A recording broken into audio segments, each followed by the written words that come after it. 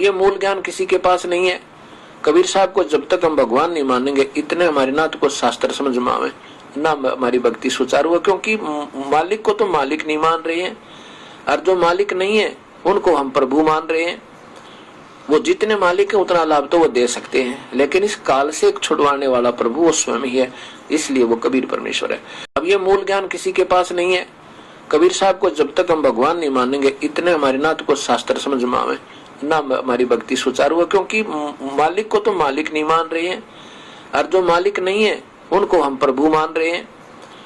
वो जितने मालिक है उतना लाभ तो वो दे सकते हैं, लेकिन इस काल से एक छुड़वाने वाला प्रभु वो स्वयं ही है, इसलिए वो कबीर परमेश्वर है। तो ये दास एक बार ये देखने के लिए गया, कुछ हमारे साथ सेवक थे,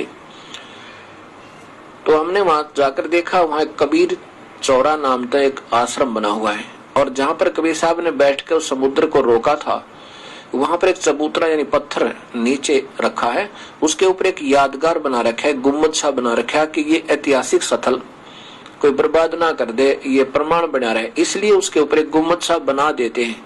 वहां घंटी गुंटी नहीं बांध रखी, उसकी पूजा नहीं होती, वो तो सिर्फ केवल ये बनाए यादगार बनी रहे सदा के लिए, ये प्रमाण रहे कि वास्तव में ये ऐतिहासिक जो है ना कहानी यहाँ पर वास्तव में सत्य थी।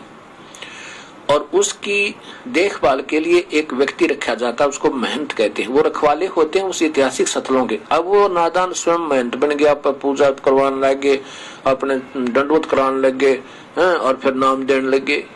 ये बात नहीं बिगड़ा, क्योंकि प्रभुता के भूखे हम प्रभु के नहीं है। महंत तो केवल एक रखवाले होते हैं उन ऐतिहासिक स्थलों का मेंटेनेंस कराने के लिए, उनको बनाए रखने के लिए, और उनका बस इतना ही काम होता है। तो वहां हम उस महंत जी से मिले, उन्होंने बताया कि हमारी कई पीढ़ी से इसमें रहते हुए आ रहे हैं, वहां 10-15 कमरे भी बने हुए आने वाले अतिथियों को रुकने के लिए, और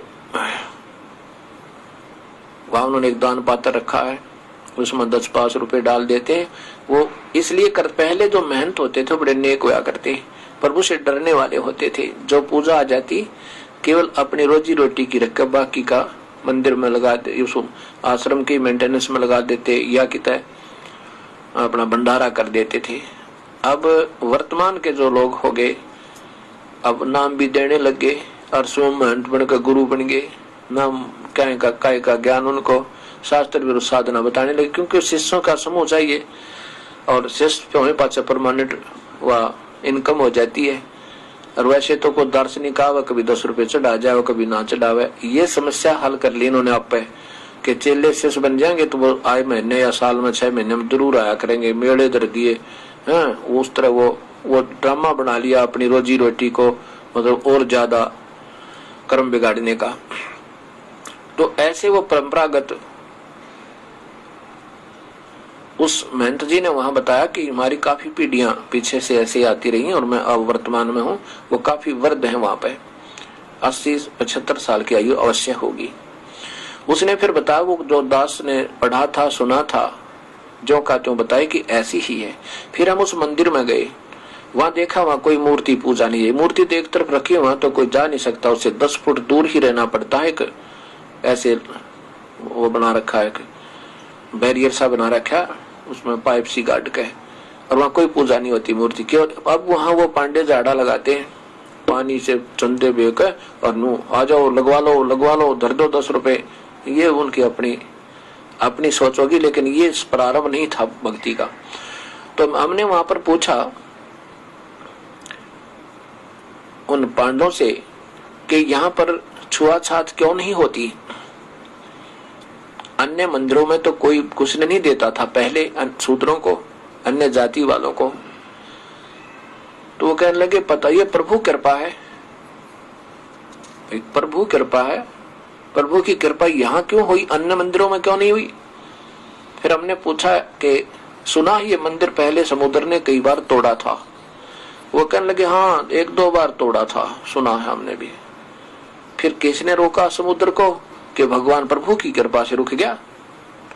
जब वो 3 बार टूटा, जब ये प्रभु कहाँ गए थे आपके।